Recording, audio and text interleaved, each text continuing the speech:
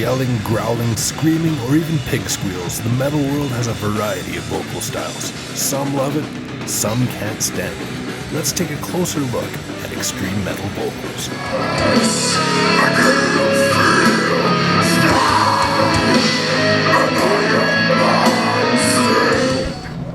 Now, how would you best describe extreme or guttural vocals?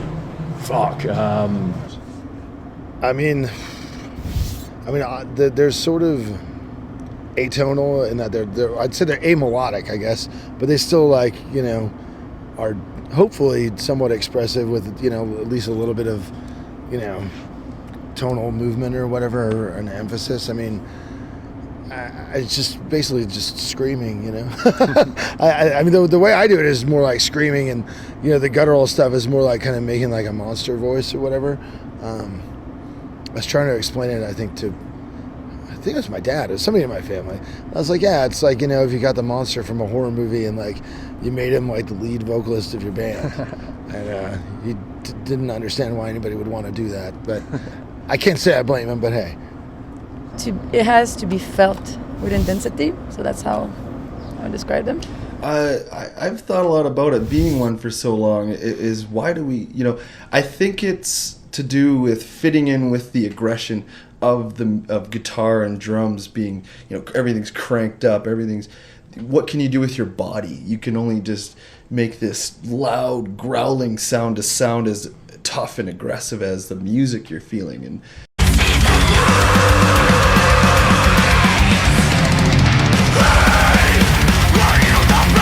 I describe them as primal. It's totally fucking primal. When you hear that music, like that fucking extreme heaviness, there is no other vocal style for that music, man. That's like your blood starts going and you fucking want to turn into a raging animal. And that is the sound of a raging animal, man. And that's, there is no other way. There is no other way.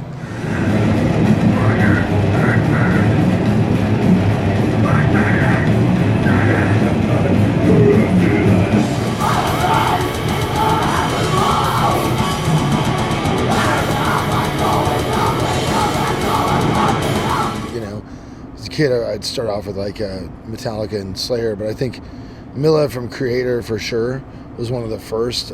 Tom from Sodom, and then as far as like Chuck from Death, and I remember here when I heard the first Obituary record when it came out, when it must have been like 9th grade or something.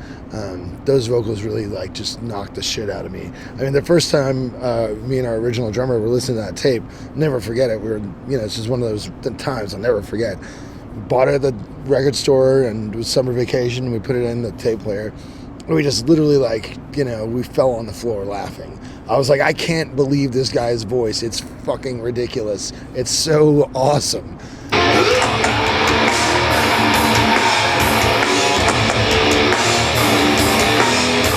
I used to love the vocals on the first Autopsy record, because it literally sounded like Chris was throwing up as he was singing. I was like, dude, that's like the coolest thing ever.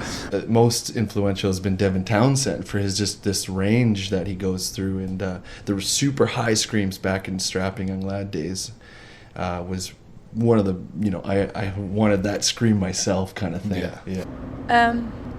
It's probably not the first one, but the first one that marked me was the singer from Carcass.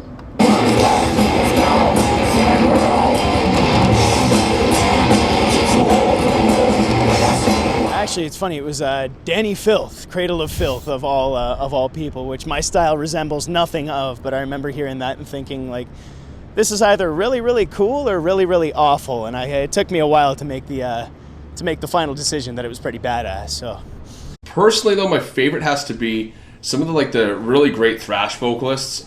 Jeff Waters of Annihilator, I really love what he does. It was Bolt Thrower, man. So it was Carl from Bolt Thrower, and I probably heard that when I was 12 years old, and the first time I heard it, I fucking hated it, man. I was really into rock music, and I was starting to get into bands like Pantera, but Bolt Thrower was a step too far for me at that time. And then I heard the same album 2 years later, and I'm like, what the fuck was wrong with me, man? This stuff's fucking awesome. So yeah, that was the first introduction, man. Yeah. And so Who is your favorite extreme metal vocalist and why? Barney, Napalm Death. Why? He's just fucking awesome, man.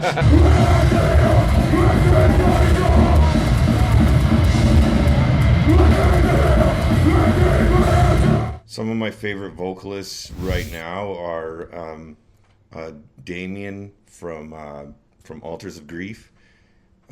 Brady from The Evulsion is a really good. I think he kind of gets a little bit overlooked. I mean, I gotta say too, like Greg Musgrave has always been a big influence on me, just because when I moved to Calgary, I seen Caveat, and then after when they moved on to doing Exit Strategy, and just his crazy backup vocals and Exit Strategy are just fucking gnarly. So yeah, I've always had a high regard for Greg Musgrave and his vocal ability.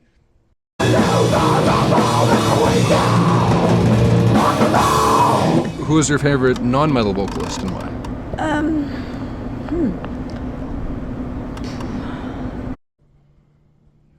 Jeez. Yeah, that's tough. Sean Jenkins? No, I just that was a joke. No. I'd say David Lee Roth. That Eat 'Em and Smile album had actually quite an influence on me. Mm-hmm. I'm not listening to them anymore, but for a while I really liked Emily Haynes from Metric. I thought her voice was a good voice. She had decent lyrics. Like, I find any good voice that sings, especially with clear, not screaming vocals, and you hear the lyrics, and if it's way too dumb, it kind of throws me off the song. But she has decent text, and she has a good voice. Yeah. I really like Ian Astbury from The Cult. He's just got a fucking classic kind of rock voice. Again, fucking great range. Makes you feel it, I always like vocalists that kind of sound like they should almost be metal. So one of my favorites is actually Billy Idol. He's got that like really kind of intense voice, and it's pop music too. So it's like I don't mind hearing that on the radio. Well, that's pretty tough, man. I mean, like, as like a pure vocalist, I mean, because I listen to like all kinds of music. I mean, I love like, I was listening to Pet Sounds the other day by the Beach Boys. That has like some of the best vocals ever. And I mean, I also listen to like, the Beatles and everything, to like Morrissey. I mean, I don't know, like there's all kinds of different singers. That's like really, really tough, man. I don't know. I have to get back to you on that. I probably could come up with like a huge list. I'd go with Meatloaf. He rocks some pretty sweet stuff, man. And he's actually one of the only people I've ever heard who's blown a sound system off a sound check. So that's pretty badass, man.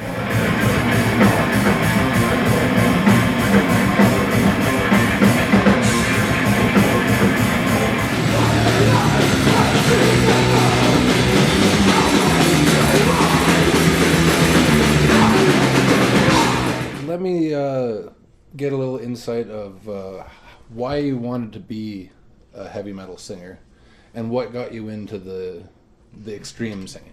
Well, that's funny for me. I was a bass player previously in a band called Power of Murder, and it was like a technical, instrumental, like kind of tech death band that was really tough for the people to get it, and then finally people were catching on, and we got to open for Martyr and all this stuff, and then the band kind of dispersed and dissipated, and me and Doug, the guitarist, we went on and we were jamming, and the whole time we were looking for vocalists in our instrumental band. We didn't necessarily want to be instrumental, but it just happened that way.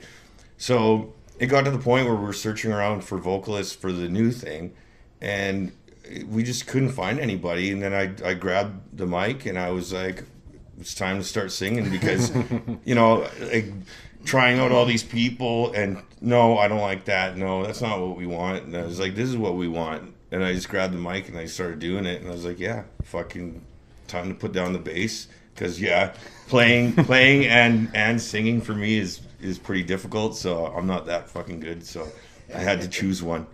so I chose the vocals.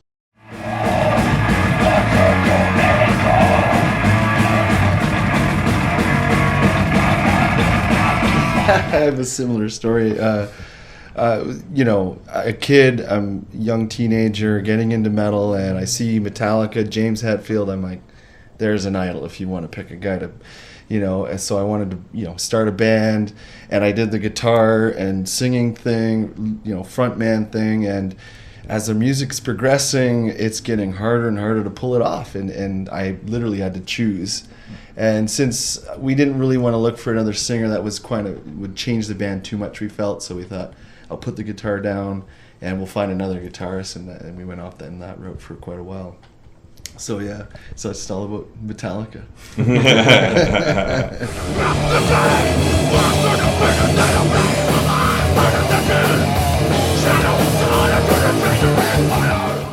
For me, a lot of the frontmen that I really liked were just vocalists, but I played the guitar. And for whatever reason, I really wanted to sing too, and I sucked at it at first. I was fucking terrible, man. And you know, I couldn't growl and I couldn't sing, but I did both anyway. And sort of it progressed over time. And I think, like Sean was just saying, you know, sometimes you find the music progresses and you can't even keep up with it. So I had to make the point. I'm like, I'm going to work on clean vocals and, you know, with a bit of snarl in there, and then I'm going to give Terry, our bass player, all the raspy vocals. And it was funny because we both kind of went off and we bought like different DVDs. So I got the ones for like clean singing, he got like the Melissa Cross series, right? But then, like, you know, a year later, it's like we go to record and just like, you know, we've both progressed in our two separate ways. So I help him out sometimes with the stuff, and sometimes he does a bit of low singing, but that's sort of the way it works. And it works well for us because otherwise it just feels like I'm juggling too many things with, you know, guitar pedals and trying to sing and then growl and catch my breath and drink water at the same time.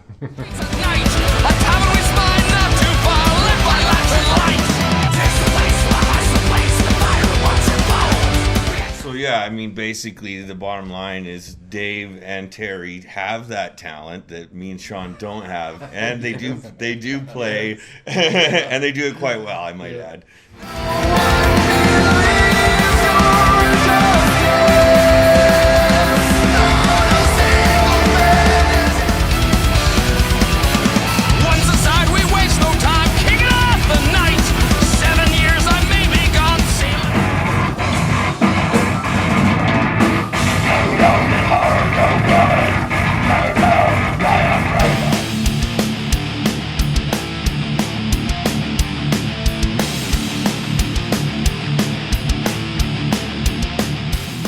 No.